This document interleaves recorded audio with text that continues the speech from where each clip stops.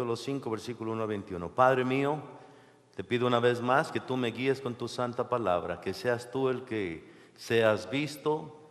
Escóndeme detrás de tu cruz, Señor, y que tu palabra sea predicada, pero que también sea escuchada, sea obedecida y sea puesta en acción.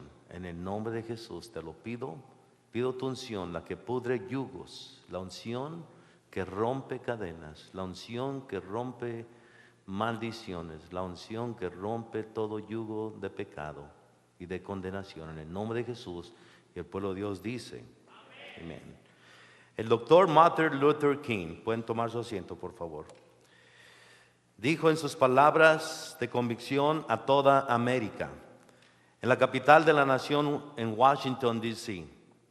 Él dio su más grande discurso de toda su vida y sus más famosas frases fueron: tengo un sueño. El discurso de este hombre no creo que era un discurso litúrgico, no creo que era un discurso político, puesto que este hombre era un pastor y era lleno del Espíritu Santo de Dios. Este hombre no solamente estaba mirando por la libertad de la raza negra en los Estados Unidos, pero estaba mirando por la libertad espiritual de todos los ciudadanos de los Estados Unidos y también en el mundo. Yo tengo un sueño es el nombre popular del discurso más famoso de Martin Luther King. Cuando él habló poderosa y elocuentemente de su deseo de un futuro en el cual la raza negra y blanca pudiesen coexistir armoniosamente como iguales.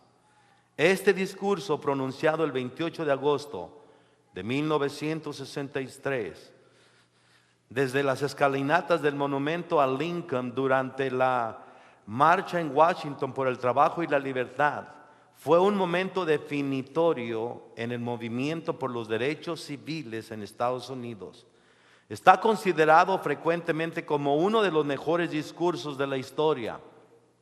Y vuelvo a repetir, creo que es porque el Espíritu Santo estaba en este hombre.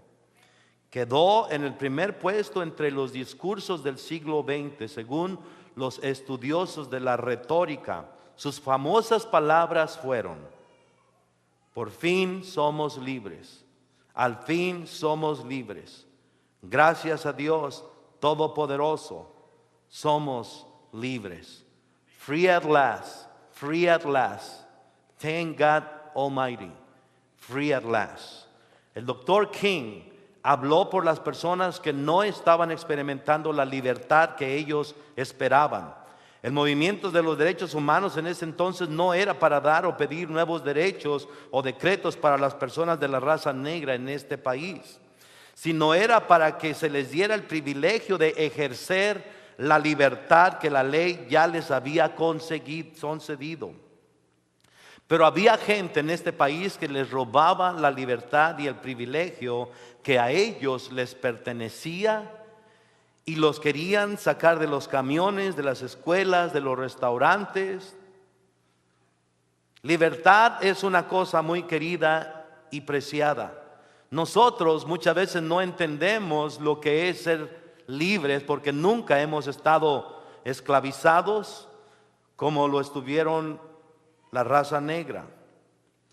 Pablo, así como el doctor King, estaba determinado en hacerles entender a las personas cuando escribía que debían de experimentar libertad espiritual. Pero también en ese entonces en la Biblia existían personas que les estaban robando su libertad espiritual a otros. Pablo les había enseñado muy cuidadosamente que la salvación sería obtenida cuando pusieran su fe y su confianza en Jesucristo. Aquellos que eran salvos en ese entonces y eran adheridos al Evangelio de Jesús, los ladrones de la libertad espiritual les decían que no solo serían salvos por gracia, sino que tenían que cumplir todas las leyes, ser circuncidados y apegarse a las 613 leyes que tenía el Viejo Testamento y las miles de tradiciones detrás de ellas. Aquí tenemos dos cosas en su aula, y apunte esto. Número uno, en tu bosquejo, por favor. La libertad de la ley, libertad de la ley. Del versículo 1 al versículo 12 dice la palabra de Dios de esta manera: estad pues firmes en la libertad con que Cristo nos hizo libres, y no estéis otra vez sujetos al yugo de ¿qué? Leamos juntos, ¿ok? He aquí yo, Pablo, os digo que si os circuncidáis, de nada os aprovechará Cristo.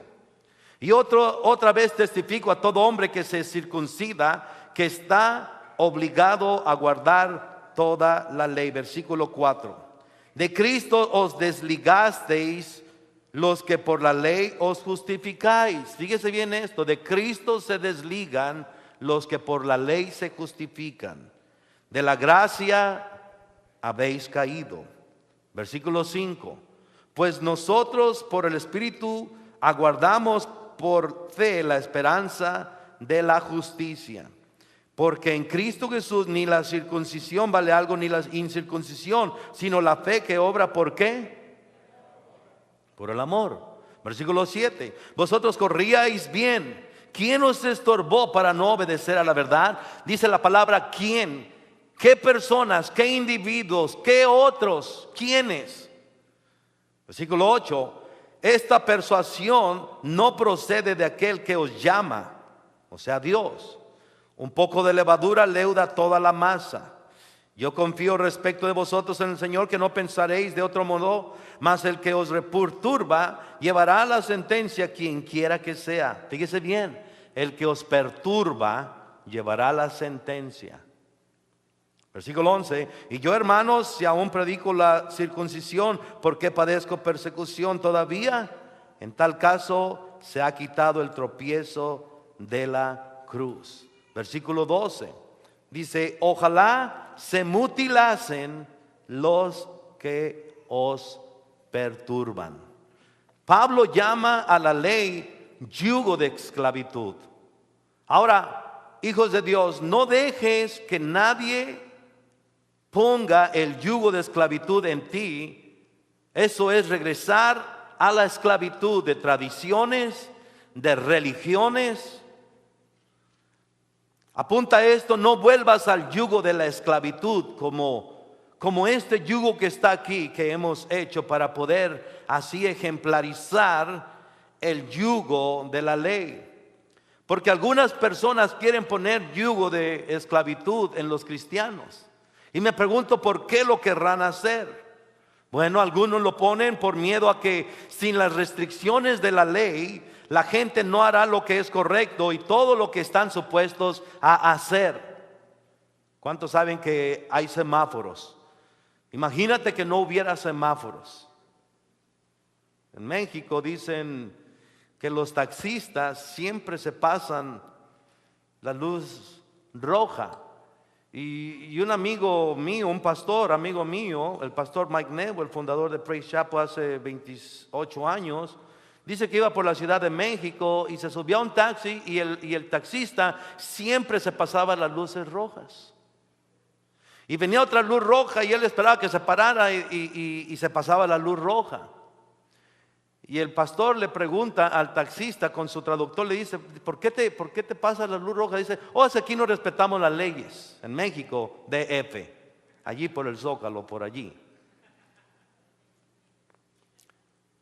Entonces él iba bien agarrado del asiento y de todo ello, porque en México, lindo y querido, no se respetan las leyes. Y de repente una luz aparece en verde y en vez de cruzarse en verde se para.